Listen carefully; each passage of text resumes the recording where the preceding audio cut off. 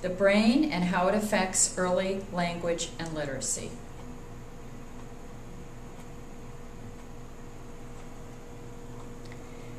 Many entrepreneurs are offering new gadgets or educational systems to make your baby the smartest one yet.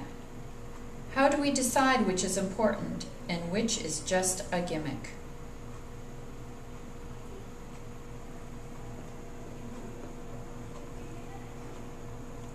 A number of factors influence early brain development, which include genetics, food and nutrition, responsiveness of parents, daily experiences, physical activity, and love.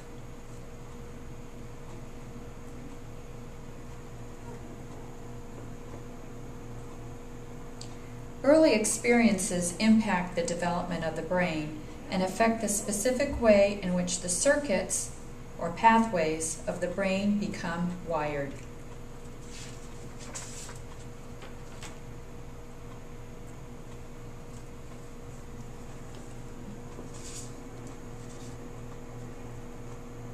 In the past, some scientists thought the brain's development was predetermined genetically, and brain growth followed a biologically predetermined path.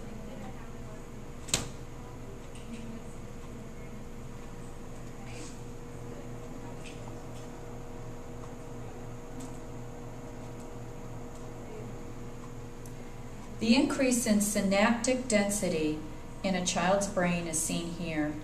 The interactions that parents assist with in a child's environment are what spur the growth and pattern of these connections in the brain.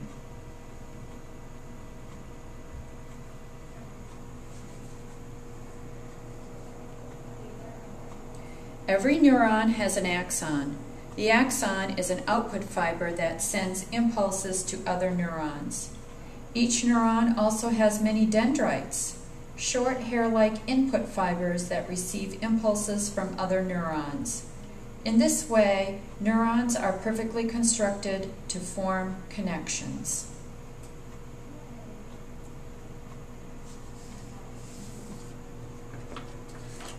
What do you think?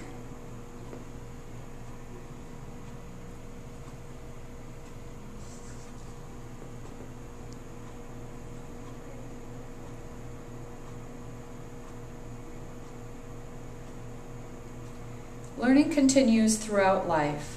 However, windows of opportunity exist when the brain is kind of a super sponge, absorbing new information more easily than at other times.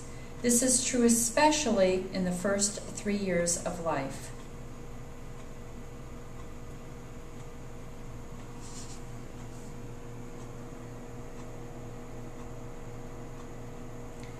The window of opportunity for language learning is the first few years of life. Children need to hear you constantly talk, sing, and read to them during these early years. It is important to respond to their babbling and language efforts.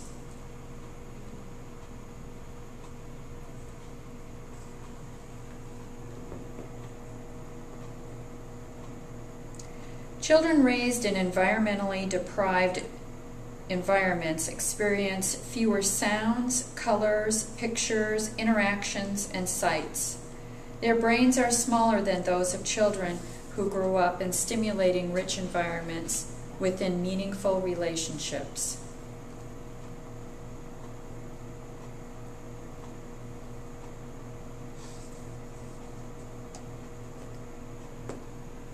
Touch, talking, and things an infant sees and smells all build connections if done with continuity in a loving, consistent, and predictable manner. These connections die if not maintained. If there are no experiences, the connections are pruned back and the brain remains small.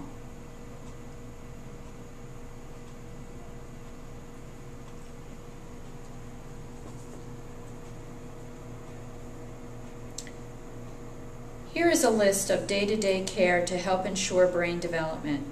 Seeking regular health care, showing a baby that someone cares, responding to a baby's cues for what he or she needs, recognizing and accepting a baby's temperament, surrounding the baby with language, and giving children the opportunity to move around and explore are some of the guidelines suggested by research on early brain development and school readiness.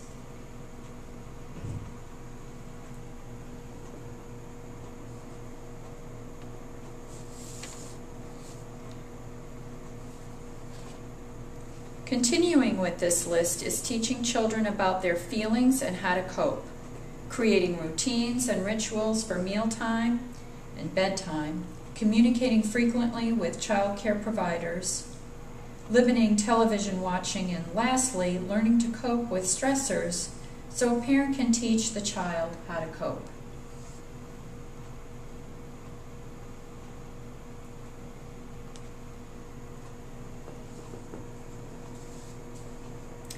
Do you think this is true?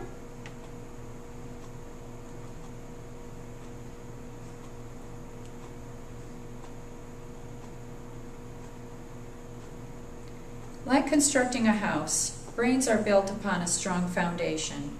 Brain cells are raw materials, much like lumber is a raw material in building a house. And a child's experiences and interactions, which is the nurture part of the debate, help build the structure, put in the wiring, and paint the walls. Heredity, the nature part of the debate, determines the basic number of neurons, brain nerve cells, children are born with, and their initial arrangement.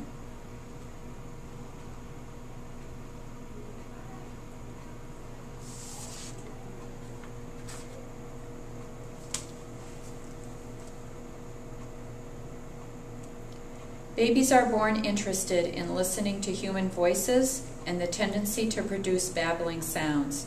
Talking to a baby, especially in the high-pitched, sing-song speech style known as parentese, speeds up the process of learning new words and helps babies connect objects with words.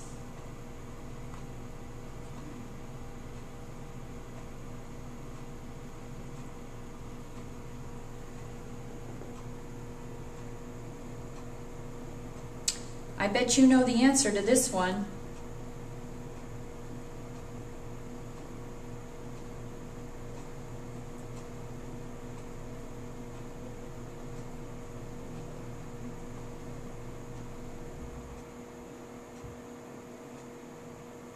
Recognition of speech begins at birth through ages 6 or 7. Vocabulary starts growing during the 2nd year and continues through adulthood.